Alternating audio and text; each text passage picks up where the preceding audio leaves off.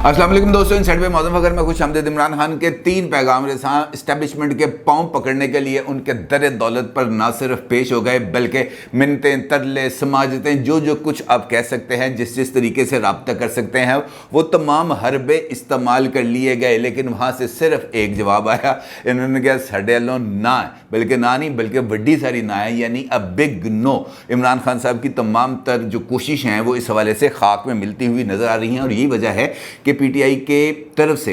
इस हवाले से जो फ्रस्ट्रेशन है अब वो बहुत ही ज़्यादा नुमाया है। और मैं कई मरतबा इस बात का इजहार आपके साथ कर चुका हूँ। इमरान खान साहब की तरफ से इस्टेब्लिशमेंट के दर दौलत पर हाज़िरी देने वाले 3 पैगाम रसानों में एक हैं असद उमर साहब। और असद उमर साहब की एंट्री परवेज़ खटक साहब की तरफ से जो कोशिशें हैं उनकी नाकामी के बाद हुई है, क्योंकि इससे पहले इमरान खान साहब ने तमाम पैगाम रसानों को ये कह दिया था कि तुसी चुप करके बैठो, ये काम अब परवेज़ खटक साहब करेंगे, चूँकि वो वज़ीर दिफा भी रह चुके हैं और उनके एस्टेब्लिशमेंट के साथ अच्छे ताल्लुकात हैं। लेकिन परवेज़ खटक साहब की जो कोशिशें हैं उस पर पानी फेर दिया था शेख रशीद अहमद साहब ने, क्योंकि उन्होंने इन तमाम कोशिशों को आश्कार करके लोगों के सामने ला दिया था और कह दिया था कि जनाब परवेज़ खटक साहब मुलाकातें करके भी आ रहे हैं, आज भी मिलेंगे, कल भी मिलेंगे वगैरह वगैरह। जिसके बाद ये परवेज़ खटक साहब वाला जो चैनल है वो बंद हो गया। उसके बाद अब नए चैनल को खोलने की कोशिश की गई है, जिसके अंदर एक शख्सियत हैं असद उमर साहब, दूसरी शख्सियत हैं फवाद चौधरी साहब और तीसरी शख्सियत हैं जनाब इजाजुल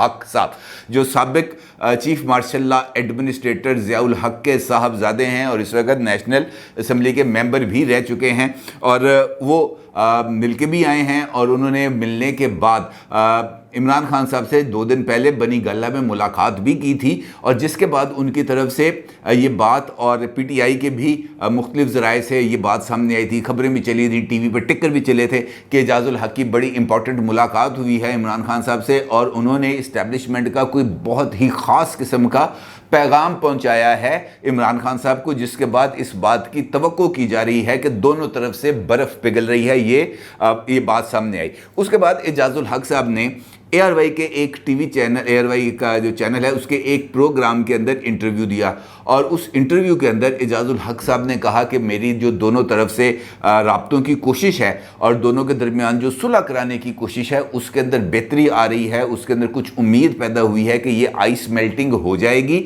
लेकिन वो आइस मेल्टिंग होती हुई नज़र नहीं आ रही। बाज़ार उसकी वजूहात क्या हैं ये मैं भी आपको तफसील के साथ बयान करूँगा। लेकिन इजाजुल हक साहब का दावा है कि आइस मेल्टिंग हो रही है और साथ उनका ये कहना है कि अगर नवाज शरीफ साहब के साथ सुलह हो सकती है इस्टेब्लिशमेंट की, तो इमरान खान साहब के साथ सुलह के अंदर कौन सा प्रॉब्लम है। वक्त गुजर जाता है, अच्छा वक्त भी आता है, बुरा वक्त भी आता है, ताल्लुकात के अंदर तनाव भी आता है, ताल्लुकात के अंदर जो है रुकावटें भी आती हैं। लेकिन एक वक्त आता है जब दोनों तरफ गलती का एहसास होता है और जब गलती का एहसास होता है तो उसके बाद आगे बढ़ने का रास्ता भी निकल आता है और मैं ये रास्ता तलाश करने की कोशिश कर रहा हूँ। इजाजुल हक साहब ने इस बात का भी एतराफ़ किया, ये बात उन्होंने तस्लीम की कि वो इस वक्त सियासत से रिटायरमेंट लेने की एज पर आ चुके हैं और वो ये चाहते हैं कि जाने से पहले पहले एक ब्रेक थ्रू कर जाएं। और वो ब्रेक थ्रू ये होगा कि इमरान खान साहब को इक़्तिदार में उनकी वापसी का रास्ता हमवार किया जाए और उनकी इस्टेब्लिशमेंट के साथ सीटी जो है वो रलाई जाए। और अगर उनकी सीटी मिल जाती है फिर यकीनी तौर पर इमरान खान साहब को कौन रोक सकता है इक़्तिदार में आने पर। लेकिन उससे पहले जो इस्टेब्लिशमेंट है वो शायद अभी इस ऑप्शन पर गौर नहीं करी और इसकी बेशुमार वजूहात हैं। अगर आप आज के ही या कल के आप ट्विटर के सिर्फ ट्रेंड्स देखें तो आपको बहुत सारी चीज़ें खुद ब खुद वाज़े हो जाएंगी। आपको पता चल जाएगा कि कौन सी मुहिम चल रही है, मुहिम कैसे चल रही है और वो जो ट्रेंड्स हैं उनके जो नीचे थ्रेड्स हैं उन थ्रेड्स के अंदर क्या क्या चीज़ें चल रही हैं बहुत क्लैरिटी के साथ पता चल जाएगा। इसके साथ साथ इमरान खान साहब की तरफ से जो फ्रंट लाइन वॉरियर्स हैं वो जानबूझकर जो चीफ ऑफ आर्मी स्टाफ हैं जनरल कमर जावेद बाजवा साहब, उनको निशाना उन्होंने बनाया हुआ। वो दिन हो, रात हो, सुबह हो, शाम हो, उनके नाम, उनकी जो ज़ुबान है उसके ऊपर एक ही कलमा होता है और वो जो है वो ये था कि इनको क्यों निकाला, गलती हो गई है, इनको वापस ले आए, ये इम्पोर्टेड गवर्नमेंट है, इम्पोर्टेड गवर्नमेंट ने बेड़ा गर्क कर दिया है, हमारी इकानमी तबाह बर्बाद हो गई है। इसी किस्म का जो मामला है वो चल रहा है। दूसरी जानिब जो 2 और पैगाम रसां थे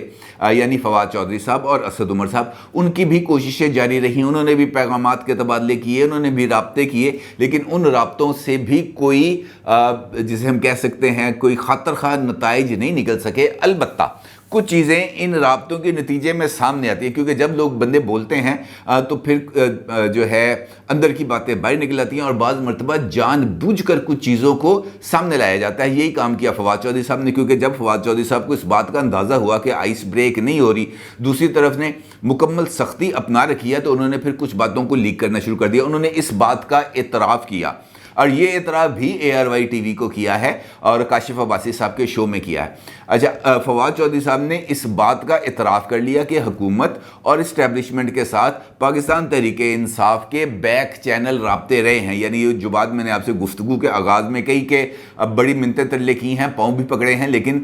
وہاں سے راستہ نہیں مل پایا، اس بات کا اعتراف کیا۔ انہوں نے کہا جناب بیک چینل رابطے بھی رہے ہیں، ملاقاتیں بھی ہوئی ہیں، نہ صرف اسٹیبلشمنٹ سے بلکہ حکومتی نمائندوں سے بھی، اور ان ملاقاتوں اور رابطوں کے نتیجے میں ایک مرتبہ وہ ٹائم آ گیا تھا جب پاکستان تحریک انصاف نے اس بات کی یقین دہانی کرا دی تھی کہ ہم اسمبلیوں میں واپسی کے لیے تیار ہیں۔ اور اگر آپ کو یاد ہو تو یہ والی خبریں میڈیا کے اوپر چلی بھی تھیں کہ جناب پاکستان تحریک انصاف واپس اسمبلیوں میں آنے کے لیے تیار ہو گئی ہے اور وہ بہت جلد اسمبلیوں میں واپس آ جائے گی، لیکن جب وہاں پر ڈیڈ لاک آیا تو پھر خود عمران خان صاحب نے اس خبر کی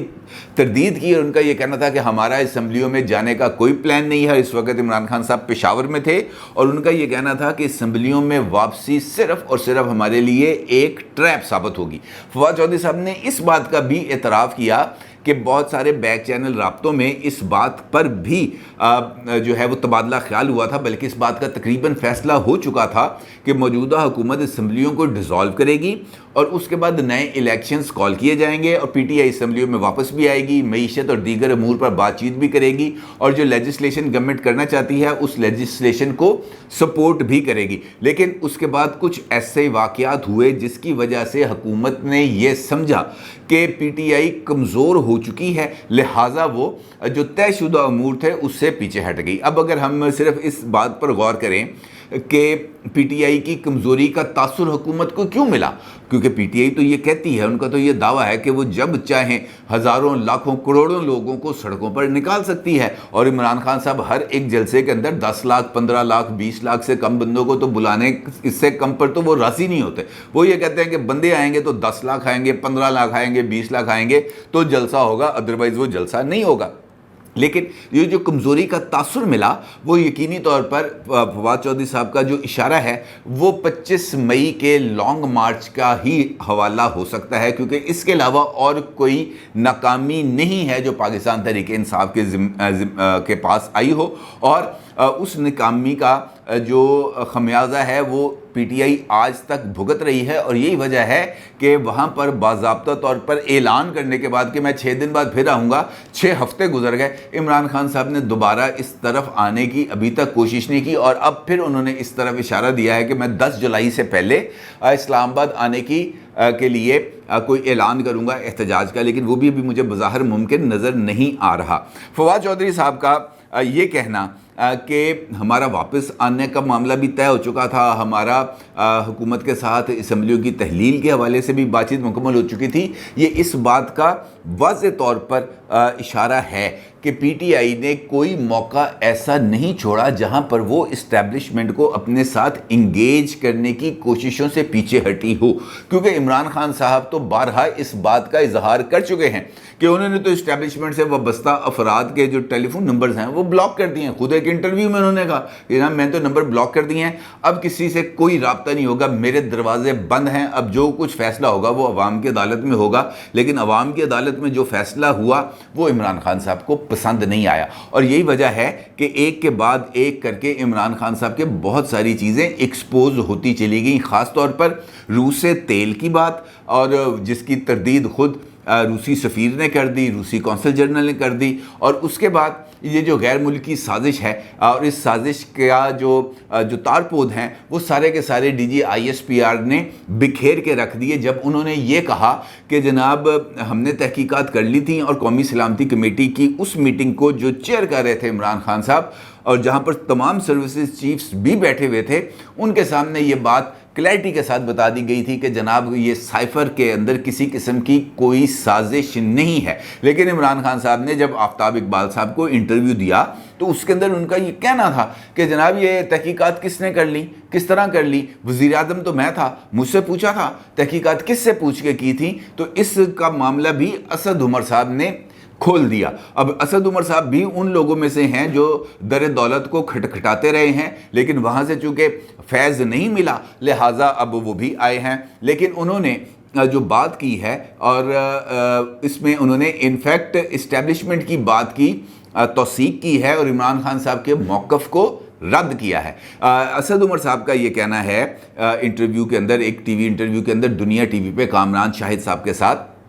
اسد عمر صاحب کا یہ کہنا ہے کہ جناب یہ جو نیشنل سیکورٹی کمیٹی کی میٹنگ تھی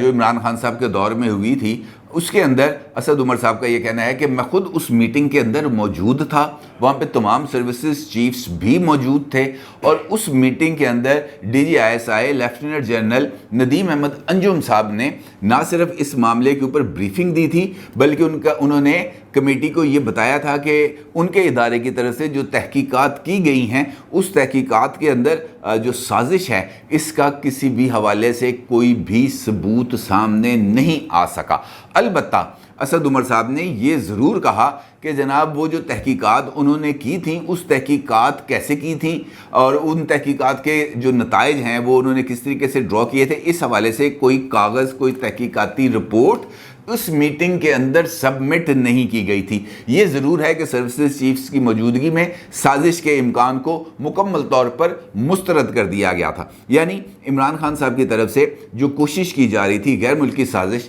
اس کے امکان کو بھی رد کر دیا گیا. اس کا مطلب یہ ہے کہ ایک چیز تو کلیئرٹی کے ساتھ سامنے آ گئی کہ عمران خان صاحب اسٹیبلشمنٹ کا دروازہ کھٹکھٹاتے رہے ہیں, دروازہ کھولنے کی کوشش بھی کرتے رہے ہیں, دروازہ کھلا بھی, بات چیت بھی ہوئی, لیکن وہاں سے کسی قسم کی کوئی خیر نہیں ملی. اس کے بعد جب وہ دروازہ انہوں نے دیکھا کہ یار میں تو اتنی کوشش کر چکا ہوں, میں نے تو بہت زیادہ ونڈو آف اپرچونٹیز کو کھولنے کی کوشش کی لیکن وہ نہیں کھل پا رہے, اور اس وقت ایسا لگ رہا ہے کہ اسٹیبلشمنٹ اب میرے ساتھ نہیں ہے بلکہ حکومت کے ساتھ ہے, تو پھر عمران خان صاحب کھل کے اسٹیبلشمنٹ کے خلاف ہو گئے اور سامنے آ کے کھڑے ہو گئے اور اس کے لیے کچھ اظہار خیال کیا انہوں نے. اور اگر آپ دیکھیں کہ یہ جو اسلام آباد میں سیمینر کیا تھا 2 دن پہلے آپریشن ریجیم چینج کے حوالے سے, اس کے اندر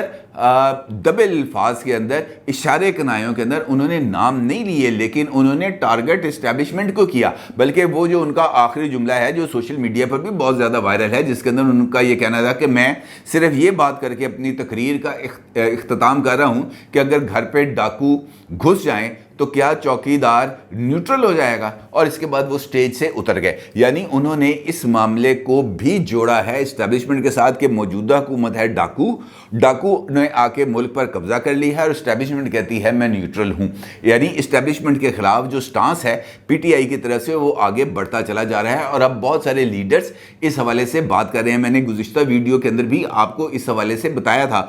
وہ جو پی ٹی آئی کے سینیٹر تھے خٹک صاحب, ان کی طرف سے بتایا کہ انہوں نے اس بات کا خود اعتراف کیا کہ جناب ہم تو واقعتاً سلیکٹڈ تھے, ہمیں سلیکٹ کر کے لایا گیا تھا, ہمارے جو وزراء تھی ان کی وزارتوں کے اندر بھی اسٹیبلشمنٹ کے نمائندے بیٹھتے تھے, پوری کی پوری حکومت جو ہے وہ فوج چلا رہی تھی, تو ہم کیا کر سکتے ہیں. یعنی انہوں نے اپنی حکومت کی جو تمام تر بیڈ گورننس ہے اس کا ملبہ اٹھا کے ڈال دیا اسٹیبلشمنٹ کے اوپر. انہوں نے کہا جناب ہم کیا کریں, جو کچھ کر رہے تھے وہ بڑے کر رہے تھے, ہم تو معصوم سے ہیں, ہماری تو کسی قسم کی کوئی خطا نہیں ہے. ہمارا وزیر اعظم تو اتنا سادہ تھا کہ وہ پانی کی آدھی بوتل بھی لے کے چلا جاتا تھا, وہ یہ کہتا تھا کہ پانی آدھی بوتل بھی ضائع نہ ہو سکے. وہ آدھی بوتل والی بات ارشد شریف صاحب نے کی تھی, انہوں نے بھی اسی رجیم چینج سیمینارز میں خطاب کیا تھا. تو کہنے کا مطلب یہ ہے کہ کوششیں بہت ہو رہی ہیں لیکن ان کوششوں کے جو نتائج ہیں عمران خان صاحب کی خواہش کے مطابق نہیں نکل پا رہے, اور اس کے لیے عمران خان صاحب کی جس رد عمل کا وہ اظہار کر رہے ہیں وہ اسی فرسٹریشن کا اظہار ہے, اس کے علاوہ کچھ نہیں. اب ان کی جو امید ہے وہ یہ ہے کہ بجٹ پاس ہونے تک ہم کچھ نہ کہیں, کیونکہ جاز الحق صاحب نے شاید ان کو یہ بات کہی ہے کہ بجٹ تک اب آپ نے خاموشی سے بیٹھنا ہے, بجٹ ایک دفعہ پاس ہو جائے اس کے بعد پھر ہم اسٹیبلشمنٹ سے بات کریں گے اور اسٹیبلشمنٹ سے بات کر کے اس حکومت کو چلتا کریں گے, الیکشن کرائیں گے, پھر آپ آ جانا, صرف اس وقت تک IMF کے ساتھ معاہدے پر دستخط بھی ہو جائیں گے, پھر سطح خیر ہے, پھر کچھ نہیں ہوگا. اب یہ کوئی ایک انہوں نے اب دیا ہے, لیکن بظاہر اس بات کے ابھی تک کوئی امکانات نظر نہیں آ رہے, اور اس کا مطلب یہ ہے کہ ابھی بجٹ تک عمران خان صاحب, یعنی بجٹ کی منظوری تک عمران خان صاحب کی طرف سے کوئی نئے احتجاج کی کال نہیں آنے والی. اپنی رائے کا ضرور اظہار کیجیے گا. آپ کو بہت شکریہ. اللہ حافظ.